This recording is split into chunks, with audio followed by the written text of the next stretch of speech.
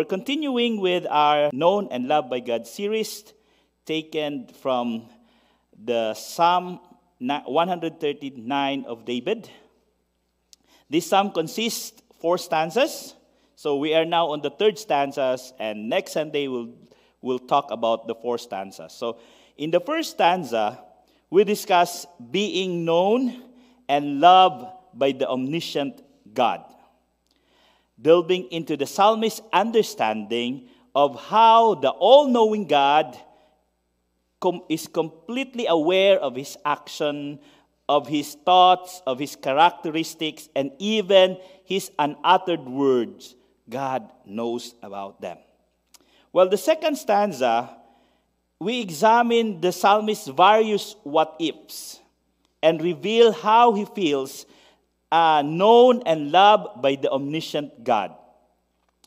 From the psalmist, we learned that no matter where he travels, where he go across the earth, from north to south, from east to west, he cannot escape from the presence of God. Even in the midst of the darkest situation, even in the darkest trials that he has, nothing can obscure God's view of him. And today, we will discuss the various recognition of David in the 3rd stanza, which includes verses 13 to 18 as our scripture reader had read earlier. But before going further, let us do the right hand and left hand prayer. So we know the trick. Let's put our right hand in our chest and pray, Lord, prepare this heart to accept your word. And put your left hand forward and pray that the Lord will bless, the Holy Spirit will bless the message to be declared this morning. Let's spend this time in prayer.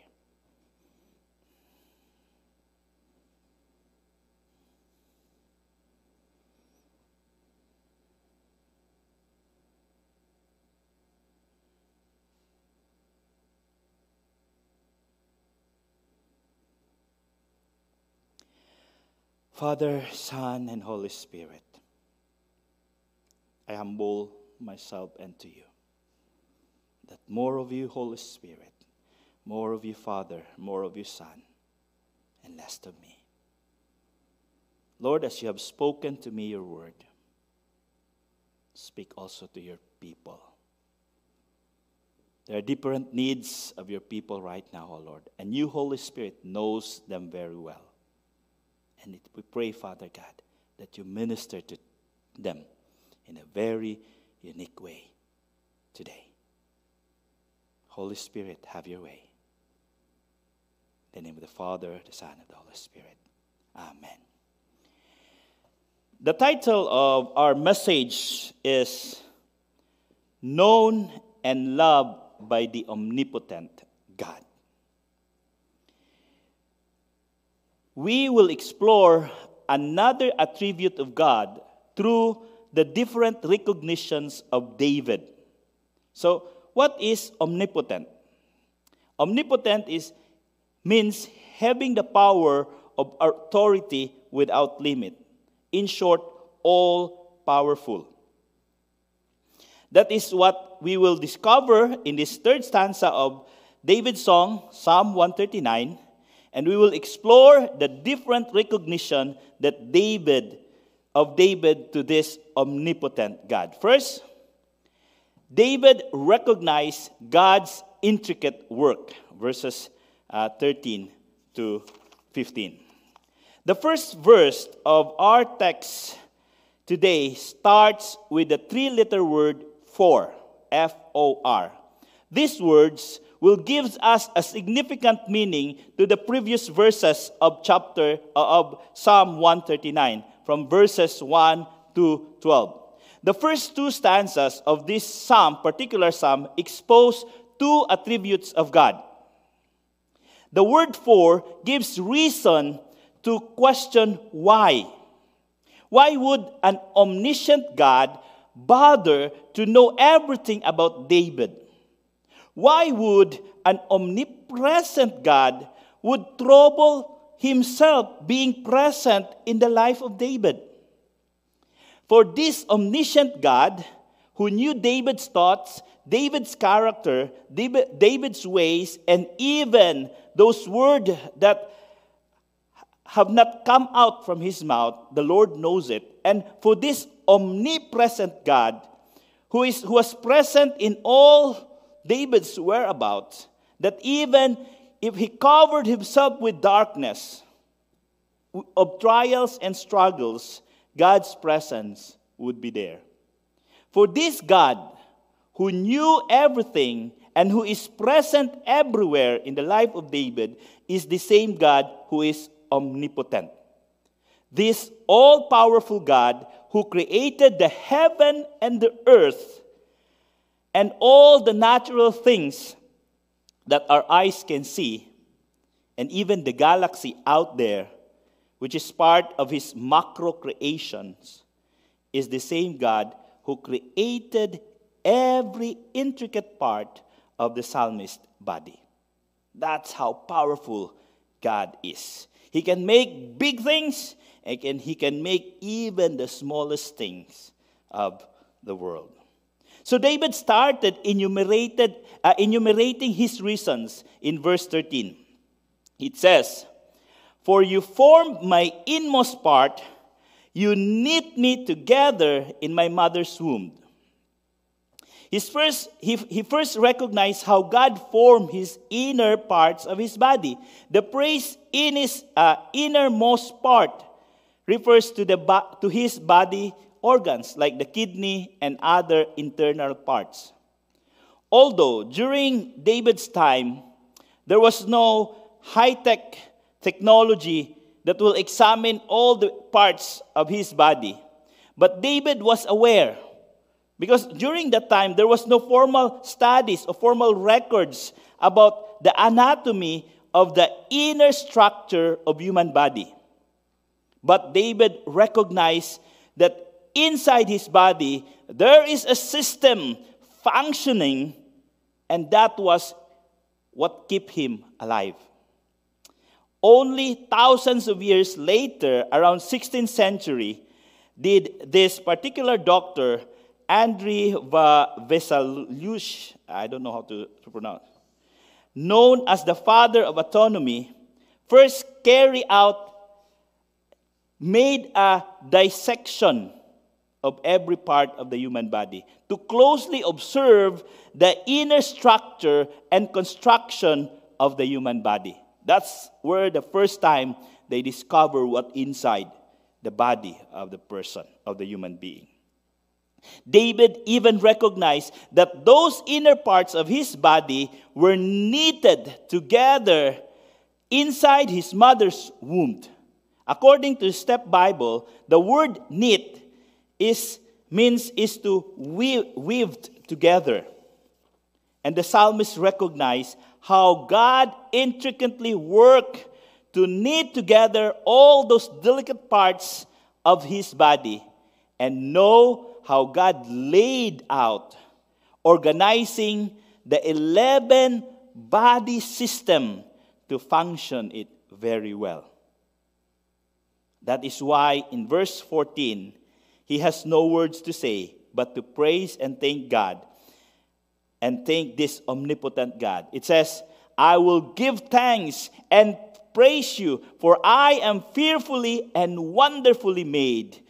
Wonderful are your works, and my soul knows it very well." David recognized that only a powerful one can do this kind of intricate work. Though he was not aware of the different system functioning inside his body, he was fully aware that the mighty hand of a most powerful God was the one who put them together to function well. And that awareness is more than enough to give thanks and praise God. What could be the implication of the phrase "fearfully and wonderfully made"? Barnes' notes on the Bible says, the word render fearfully means properly fearful things, or things suited to produce fear or reverence. The word rendered wonderfully made means properly to distinguish or to separate. So David understood that he was fearfully and wonderfully made, and producing awe and astonishment within him toward the omniscient God who created him perfectly. In David's amazement and awe, he said, "Wonderful are your works," acknowledging and appreciating how the unseen inner part of his body were wonderfully crafted by the most powerful God. He attests it by declaring that my soul knows it very well. David expressed that I am thoroughly convinced and deeply impressed by the wonderful works of God. So now in verse 15, David made another recognition of God's intricate work of his body.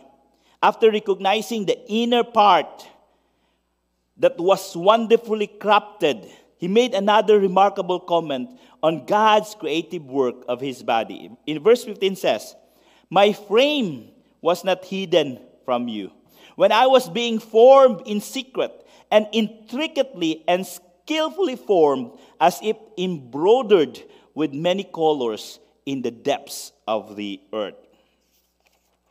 David was telling here that his frame, referring to his bones and skeleton, which was not hidden from God, but was fully in the view of God's divine eyes. God made David in a secret place, a euphemism or synonym for the word wombed.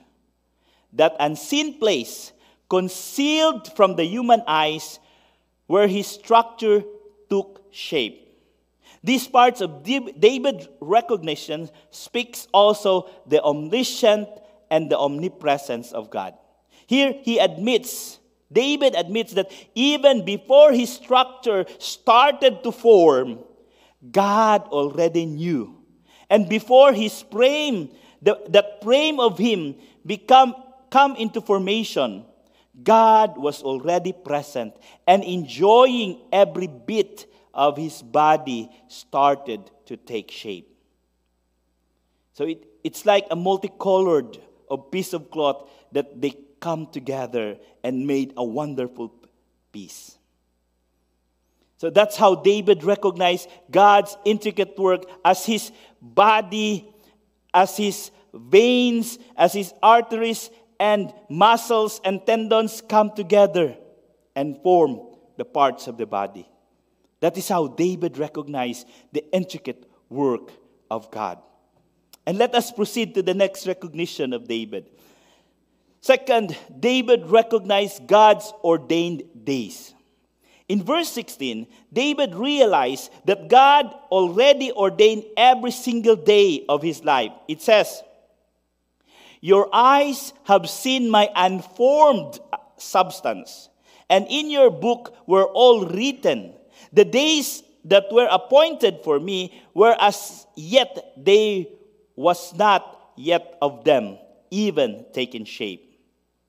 The psalmist stated in this verse, recognizing that God has seen the unformed substance. The word substance here refers to the embryo. David recognized that even he was still formless, the eyes of the Father, the eyes of the omnipotent God, who has been there watching every development that occurs, every little part that has developed and take shape. In the second part of our verse, David recognized that God is very interested of him. Why? Because God has a personal record book for him. During pregnancy, the attending physician starts to make records of any development. With the help of technology and science, they will monitor every aspect of growth.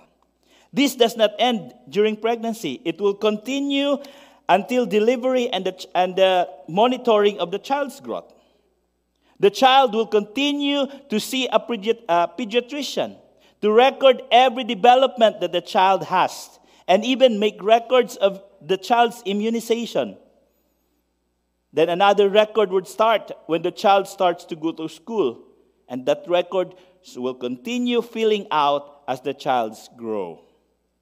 Some with a laboratory notebook, they called it, or lab book, where they keep the records of the research and experiments, putting all the informations they observe.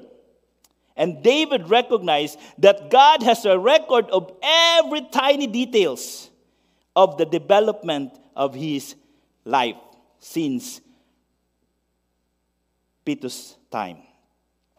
The very day of his conception was already appointed by the omniscient God. And not just the day of his conception, but also the day, all the days of his life, God has ordained them. And the last part of the verse says, when as yet there was not one of them even taking place. This phrase gives us a strong impression that God is all powerful. Why? Come to think of it, the doctors, the chemists in the laboratory, or all scientists can only make an entry to their record book once they observe something. But to God, it's a different story. This means that before David's mother knew that she was pregnant, it was already written in the book of God, in the record book of God. This shows how powerful God is, and that he is sovereign over all the span and even the content of our life, of David's life. God is already aware about it.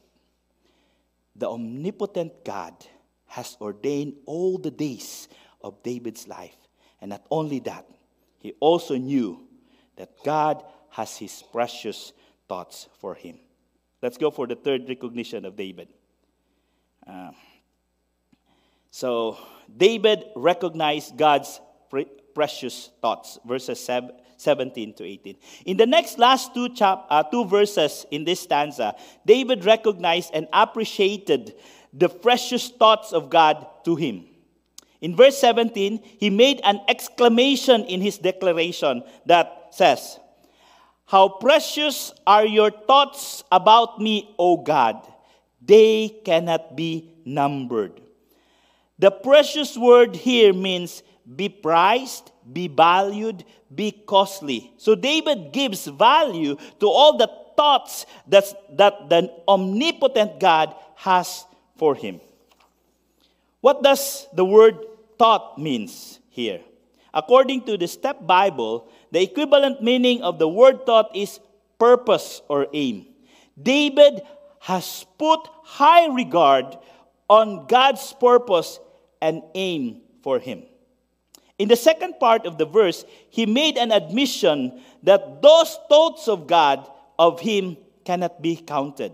In verse 18, he tried to count those thoughts of God, but here's what he discovered. He said, "If I could count them, they would outnumber the sun. When I awake, I am still with you." David compared God's thought for David alone, as numerous as the sun. Even though he could start from the time of his conception, counting all the thoughts of God until to his last breath, he cannot comprehend God's thought for him. If we pick up a handful of sand, how many grain of sand will be in our hand, especially the adult male? It is estimated that roughly there will be 10,000 to 12,000 grains of sand held in the cup in the average adult male hand. So 10 to 12,000. But David was not only comparing to the sand in his hand, enormous desert, and still they cannot outnumber God's thought of him. According to Facebook, they have 3.06 billion active users monthly. And imagine that those numbers will post their thoughts each day. How much storage Facebook will need to keep all those thoughts from different people. But remember this, the world has 8.06 billion people now.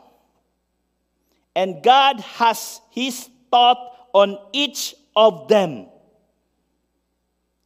And not just a single thought, but numerous thoughts for each people. That is how the omnipotent God is powerful. In one of David's written psalm, he asked God, "What is mankind that you are mindful of them? How human being that you care for them?" Psalm 8:4. David asked this question. He was amazed why God is so concerned to human being, to humankind. And the only answer for this question is found in Genesis 1:27. It says, "So God created man in His image. In the image and likeness of God, He created them. Male and female, He created them." David was fully aware of God's precious thoughts of him. For he did not only bear the fingerprints of God when he was created by God, but he also bears the image and likeness of the omniscient, omnipresent, and the omnipotent God. In the last part of verse 18, it says, When I awake, I am still with you." We think David was referring to the daily waking up each morning. Yeah, it can be that in each morning that he wake up, he will be with God always. But the awake here is far more than the daily waking up in the morning. So nighttime and sleep have always been linked to death. Sleep can be quite frightening experience. Why? Because as we go to sleep, we lose control. And we just disappear for an uncertain period of time. And we lack of control of that. We seem to vanish, and then we reappear upon waking up. Some people don't wake up. So that's always make us scary going to sleep. In this verse, David referred to a deeper sleep and raising the question, if you know me, protect me, and surround me with your love, how can I escape? If I cannot flee to the heavens or descend into the depths or escape from my emotion, my mind, my will, and personality, what happens when I die? This was the reflection of David. And David reflects on the vastness of the divine knowledge, the security, the touch, the love, and the presence. He realizes that death does not have the final say of his life. That David wanted to express here that even he take his last breath and enter the mysterious realm of sleep, he is assured that upon waking, he will be in the presence of the omnipotent God who created him. That's what he means here. That when he wake up, I will be with you, with the presence of God. In application, what can we learn from David's various recognition of what God has done to him? How can we apply all that the psalmist acknowledged? Friends, brothers and sisters in the Lord, I want to challenge you to give value to the intricate work of God's hand. You are exceptional person, a genuine creation of God, and no one else in history is quite like you. You are unique, you are special. Value whatever appearance you have. Why? Because it has God's fingerprint on it. Don't look to others and compare, oh, mas maganda siya. Oh, she's beautiful, or he's more handsome. Don't look to others and compare your appearance to others, because when God created you, He was not looking at that person to form you. You are formed uniquely by God and not a copycat of others. We Filipinos make fun of our colors. Oh, buti pa siya maputi. We make fun of our heights. We make fun of our nose and even our looks. You always find, oh, others had a pointed nose while us have a disappointed nose. We make fun of but remember this. Remember that we are fearfully and wonderfully made by the omnipotent God. Tell your seatmate, you are wonderfully and fearfully made. Praise and thank God of whatever complexion. That dark complexion, love it, embrace it. Whatever your structure and look that you have, it is God's masterpiece. Even in the presence of disability, even in the presence of the disability in a person, the all-powerful God cannot be questioned. Why? Because His ways are not ours. Our limited mind can only ask why, but could never fathom the mystery of God's ways. God gave me a vulnerable lesson that brought transformation, great transformation in my life. When the doctor revealed and confirmed the condition of Nathan, I tried to be strong in behalf of my wife at that time, but my heart was bursting with anger, with all the whys that I could ask to God. I thank God I have a work that is so exclusive and I just alone there. I was able to pour out everything, my anger to God. Yes, I was angry to God. I asked, Lord, why? You said you can form this child fearfully and wonderfully made. Why, Lord, why? I burst out everything in that place. But God made a profound lesson to me when He said, this is very clear that God has said to me, you only see the condition of the disability of your son, but you never notice the disability of your heart. I cried to God, Lord, sorry. That was a spiritual truth that struck my heart and transformed me into a better person. That time, the condition of my heart is worse than the condition of my son. From that time on, from that time forward, I did not see my son's condition as a disability, but God's ability to showcase His sufficient grace and to let the glory of God shine through him. God did not change Nate's condition, but He changed our heart's condition, our heart's disability.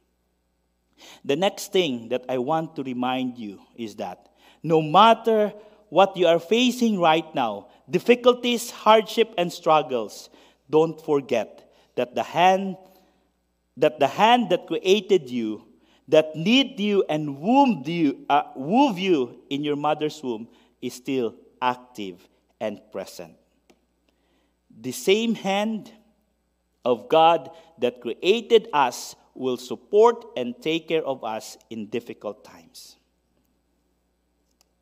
Remember the poem, footprints in the sand. I know some of you have heard of this, and some of you maybe this is new, the footprints of the sand song poem. It says, "One night I dreamed a dream. As I was walking along the beach with the Lord, across the sky flashed scenes from my life. And from each scene, I noticed two sets of footprints in the sand. One belongs to me, and the one to my Lord.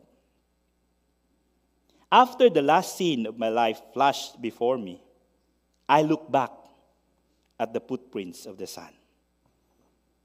And I noticed that many times along the path of my life, especially in the very lowest and saddest time, there was only one set of footprints. This really troubled me. So I asked the Lord about it. Lord, you said, once I decided to follow you, you walked with me all the way.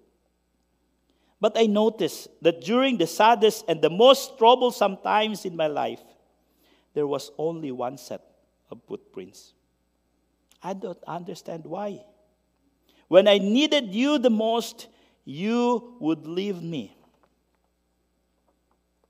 The Lord whispered, "My precious child, I love you and will never leave you, never, ever, during trials and testing. When you saw only one set of footprints, it was then that I carry you." Wow, that's a powerful poem. And I feel that God has carried me through when I lost my job last September. I lost my job, and it was so dark that we don't know where to get this and that, and to just be able to pay all our bills. But God has carried us through, held us on His hand, and allow us to walk through the storms of life, and give us peace. All the days of our lives, God's hand will always be there to hold us and to carry us if He needed to. And the last thing that I want you to remember, that God's thought will never be outnumbered by our needs. We need to recognize God's precious thoughts to us. If His thoughts for us are as numerous as the sun, then we will not run dry of His thoughts. The only hindrances is that we don't ask of His thoughts. We always start our day with our own agenda. We start our day with our to-do list right away. And we never ask the Lord, "Lord, what are your thoughts for me today?" Have we tried that kind of prayer? Before starting the day, "Lord, I will start my day. What are your thoughts for me?" If God has His thoughts, numerous thoughts for us, why are we not enjoying it? Because we are not asking it. Remember that He promised in Jeremiah, "For I know the plans I have for you, says the Lord. They are plans for good and not for disaster, to give you a future and a hope. In those days when you pray, I will listen." Jeremiah 29:11 and 12. God has a plan for us. The only need that we should do is to seek His plan, to seek His thoughts, to seek His will for us. The only challenge is that we are not used to asking. We are not used to seeking. Why? Because in this particular part of the world, we are taught to be self-reliant, to be self-independent, to do it on our own. But if we are a Christian, we are invited in Matthew chapter 7, verse 7, "Ask and keep on asking, and it will be given to you. Seek and keep on seeking, and you will find. Knock and keep on knocking, and the door will be open to you. Sometimes we are so filled with pride that we don't know how to ask. And pride will block us into the presence of God because we don't keep on knocking that door.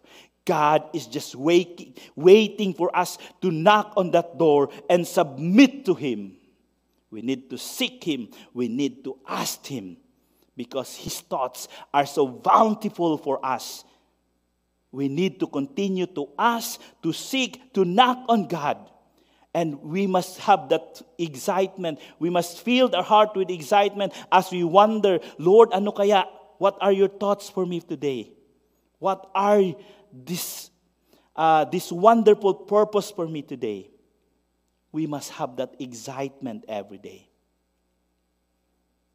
Now, as we're going to end this sermon, I invite you to pause for a moment. To be still in the presence of God.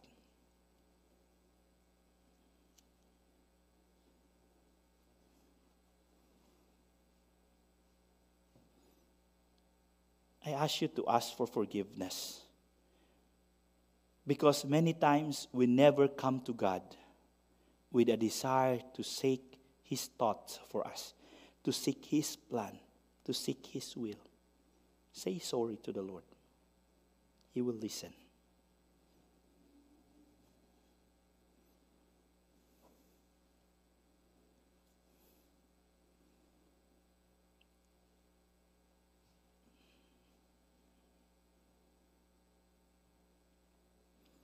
Now I invite you to pray to the Holy Spirit, to ask, Holy Spirit, help me and remind me always to prioritize seeking God's thought, God's will, God's plan daily before I start my day.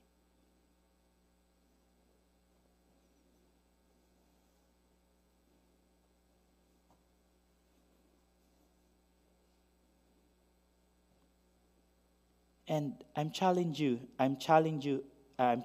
each one that starting tomorrow, make it a habit to begin the day asking God, Lord, what are your thoughts for me today? I'm excited, Lord. What are your plans for me today? I'm willing to know. I'm willing to submit. Lord, what are your will for me today? Allow me to submit on that will. Make that a habit. Friends, David celebrated that he was created and bore the image and likeness of God. But we have more than the experience of David. Why? Because God says, God showed His great love for us by sending Christ to die for us while we were still sinners. Romans 5:8. Friends, because of God's love, He sent His only Son to us to redeem us from the bondage of sin, died on the cross, poured out His blood, and purchased us so that we become the Son of God. We become set free from the bondage. We become set free from the condemnation of sin. And friends, don't forget that you are known and loved by the omnipotent God.